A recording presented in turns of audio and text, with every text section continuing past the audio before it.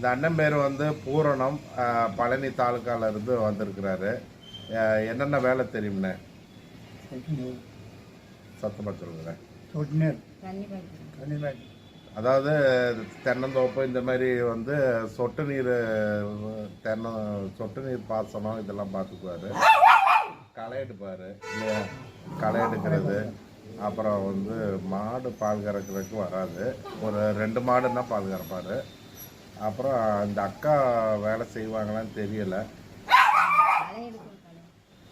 களை எடுக்கிறது. அதனால் வந்து இந்த ஃபேமிலி வந்து அவைலபிளாக இருக்கிறாங்க. இப்போ இவங்க ஃபேமிலியோடு வந்தாலும் இவர் சிங்கிளாக தான் வேலை பார்ப்பார்.